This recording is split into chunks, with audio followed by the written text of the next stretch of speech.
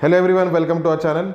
आज एक काफ़ी इंपॉर्टेंट फैक्टर के बारे में हम डिस्कस करेंगे जो हर ट्रेडर फेस करता है और हर इन्वेस्टर एक फेस करता है, और वो सबसे बड़ी गलती ट्रेडर या इन्वेस्टर के लिए साबित हमेशा होती है। हम हमेशा ये एक सोचते हैं कि मार्केट्स जो है, मार्केट्स हमारे इमोशन के साथ चलते हैं, लेकिन ऐसे कभी भी नहीं होता है। हमेशा बात ऐसी होती है कि मार्केट के साथ में हमारे इमोशन चलते हैं। अभी कुछ दिन पहले अगर देखा जाए तो मार्केट्स काफ़ी राइज में थे और काफ़ी ऑल टाइम हाई पर निकल रहे थे। वैसे अभी भी वो ऑल टाइम हाई पर ही है, लेकिन कुछ अगर रैली दिख गई किसी दिन की 1.5 से 2% की रैली हमें दिखाई दे रही है अपर साइड में, तो किसी को ही पूछ लीजिए तो वो अरे मार्केट तो काफ़ी बुलिश है, यही ट्रेंड है, ऐसे ही चलते रहेगा, बस अभी सिर्फ बाय करना है और ये बहुत ऊपर निकलने वाला है। और कुछ टाइम अगर कंसोलिडेशन में निकल के आ गया तो फिर वापस डर उनमें हो जाता है कि अरे यार, वो जो हमने सोचा था वो शायद वैसे ना हो और वापस मार्केट नीचे आना शुरू ना हो जाए, और फिर जो हमारा प्रॉफिट है वो जो प्रॉफिट निकल ना जाए तो जल्दी बुकिंग कर लेते और बाहर निकल जाते। और उसमें अगर कभी फॉल, एक दिन फॉल हो जाता है, तो फिर वो फियर तो सबसे बड़ा फैक्टर होता है ट्रेडर्स से या इन्वेस्टर्स के लिए, क्योंकि मार्केट अगर नीचे गिरता है तो उनको लगता है कि अभी बस खत्म हो गया, मार्केट अभी ऐसे ही कंटिन्यूस नीचे गिरते रहने वाला है और कुछ टाइम के बाद मार्केट काफ़ी नीचे निकल जाएगा और सारे लॉसेस हो जाएंगे।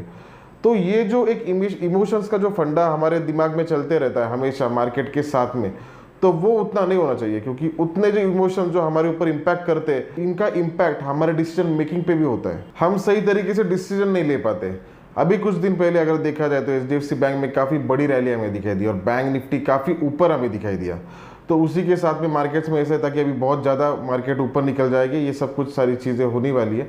अभी कुछ दिन अगर देखा जाए तो 102 दिन में मार्केट कंसोलिडेशन में, जो कि हमने पिछले वीडियो में कहा भी था कि मार्केट अभी कुछ टाइम कंसोलिडेशन में रह सकता है, वोलेटाइल रह सकता है, क्योंकि 2 दिन तक पहले जो दिन रैली दी थी वो मेजर स्टॉक्स ने दी थी, मतलब एचडीएफसी बैंक और जो मेजर जो कंपनीज थे उनकी वजह से मार्केट में रैली निकल के आई थी। और हमने जैसे डिस्कस किया था कि जब भी ऐसा कुछ होता है कि बड़े बड़े जो कंपनीज होते हैं उनमें अगर रैली दिखाई देती है और उस दिन अगर जो छोटी कंपनीज या फिर उतनी बड़ी कंपनीज में रैली अगर ना हो, तो फिर वो दूसरे दिन वो रैली दिखाई देती है, क्योंकि उनको ऐसे ही लगता है कि बड़े स्टॉक्स अगर ऊपर राइज है, हमने अगर राइज नहीं, तो वो कहीं पे भी इक्वल एट या फिर एवरेज करने के लिए देखते हैं। तो ये सारी चीज़ें होती है। अभी इन दोनों की रैली खत्म हो चुकी थी और उसके कारण अभी ड्राइविंग फोर्स बैंक निफ्टी के लिए कुछ नहीं था या फिर निफ्टी के लिए कुछ नहीं था, वो दोनों चीज़ें खत्म हो गई थी और इसके लिए मार्केट में हमें कुछ हद तक फॉल अभी दिखाई दिया। फॉल भी नहीं कह सकते, कंसोलिडेशन या वोलेटिलिटी हमें दिखाई दी। लेकिन बात क्या थी कि रोज़ देखने की जो आदत निकल गई थी कि रोज़ ग्रीन में देखो 1% 2%, तो वो आदत जब छूटती है हमें लगता है कि ऐसा ही मार्केट कंटिन्यूज रहने वाला है, लेकिन वैसे नहीं होता है। कुछ हद तक वापस कंसोलिडेशन में आएगा, फॉल्स में आएगा, तो हमें हर मूव के लिए मार्केट में रेडी रहना चाहिए। और हमारा जो फ्री टेलीग्राम चैनल है उसकी लिंक इस डिस्क्रिप्शन में दी गई है। हम उसमें सारे जो भी अपडेट्स होते हैं वो हम सारे डालते रहते हैं। अगर आप देखोगे तो सारे लेवल्स भी मैं उसमें डालते रहता हूँ, आप उसको फॉलो कर सकते हो, वो काफ़ी हेल्पफुल आपके लिए हो सकता है। और उसी के साथ में अभी अगर देखा जाए तो कौन से मूव्स आगे आने वाले मूव टाइम के लिए पॉसिबल है निफ्टी और बैंक निफ्टी में, और कुछ भी वो मूव्स हो तो उसमें हम कैसे रेडी रह सकते हैं या फिर हम हमारा रिस्क रिवॉर्ड कैसे कैलकुलेट करके रख सकते हैं और उसमें कुछ हमारा खुद का फायदा हम देख सकते हैं, उन सारी चीज़ों का हम इस वीडियो में डिस्कस करेंगे। अभी अगर देखा जाए तो निफ्टी ने 23,500 यहाँ पर एक क्लोज दिया है और ये लेवल एक काफ़ी क्रूशियल लेवल अभी बन चुकी है। ये एक सपोर्ट और एक काफ़ी स्ट्रॉन्ग रेजिस्टेंस का काम कर रही है। पहले भी अगर देखा जाए तो ये 2 कैंडल्स इसी लेवल पर उन्होंने हाई किया था, हाई बनाया था उनका, और ये उनका हाई बनाने के बाद वहीं से फॉल आया था। जब इसको इस लेवल को ब्रेक किया गया तब ये सारा एक सपोर्ट बन गया और यहाँ पे करीबन ये एक कैंडल बन चुकी है, ये सेकंड कैंडल बनी है, ये थर्ड कैंडल है और ये फोर्थ कैंडल है। ये 4 कैंडल ऐसे हुए कि इस रेंज से उन्होंने बाउंस बैक दिया है और फिर वहाँ से वापस अपर लेवल पर निकल गए हैं। और अगर ऊपर अगर देखा जाए तो ऊपर ये जो लेवल्स दिखाई दे रहे हैं ये एक स्ट्रॉन्ग रेजिस्टेंस है, तो ये एक हमारा एक स्ट्रॉन्ग सपोर्ट बन चुका है जो है 23,489 या फिर 490, और ये एक स्ट्रॉन्ग रेजिस्टेंस बन चुका है जो है 23,650। तो ये एग्जैक्टली यही नहीं होता, यही नंबर्स नहीं होते, ये एक जोन होता है, मतलब 23,500 से लेके 23,480 ये एक जोन हो गया। अपर लेवल पर भी अगर देखा जाए तो 23,640 से लेके 23,670 ये एक स्ट्रॉन्ग रेजिस्टेंस जोन हमारा बन चुका है। अभी हमें देखना ये है कि ये जो कंसोलिडेशन को ट्रैक करना है। मतलब क्या होता है कि कंसोलिडेशन अगर मार्केट में आगे आने वाला है तो वो शायद इस दोनों रेंज में आ सकता है। पहले अगर देखा जाए तो एक बहुत बड़ी रैली निफ्टी में हमें दिखाई दे चुकी है और एक काफ़ी बुलिश ट्रेंड निफ्टी में हमें दिखाई दे रहा है। और अगर उसको कहीं हॉल्ट लेना है, मतलब कोई भी अगर घोड़ा भी होता है तो बहुत ज़्यादा भागता है तो कुछ हद तक एक हॉल्ट लेता है, फिर वापस उसका रन कंटिन्यू करता है, तो वो अगर वैसे अगर जोन है तो वो मुझे ऐसे लगता है कि ये दोनों या फिर ये जोन के अंदर वो टाइम निकाल सकता है।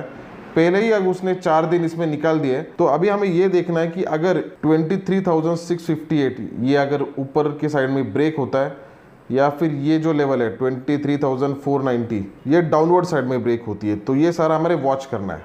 तो मेरी मूव ये रहेगी, मुझे अगर इस लेवल पर जैसे कि अभी है निफ्टी जो 23,500 है, तो इसमें मैं एक बाय ट्रेड लूँगा और मेरा स्टॉप लॉस करीबन इसी लेवल पर रहेगा जो कि 23,480 ये मेरा स्टॉप लॉस रहेगा।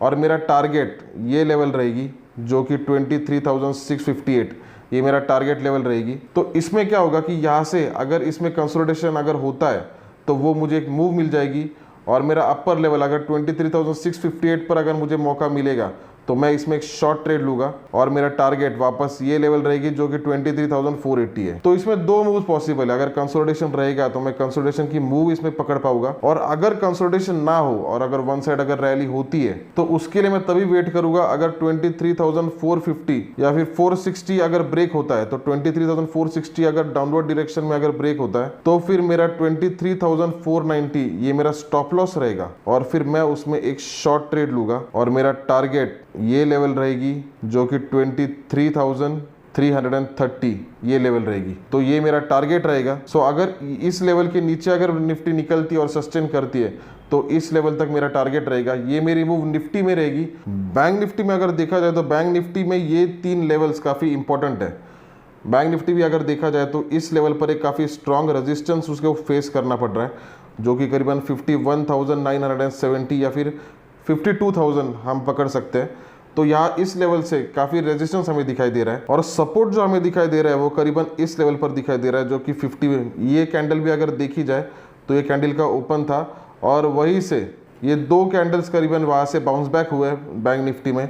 तो 51,400 ये एक सपोर्ट का काम कर रहा है और ये एक रेजिस्टेंस का काम कर रहा है। तो इसमें वापस वही पॉसिबिलिटी है, अगर 51,000 ये अगर अपर साइड में ब्रेक होता है तो ही मैं उसमें एक बुलिश ट्रेंड देखूंगा।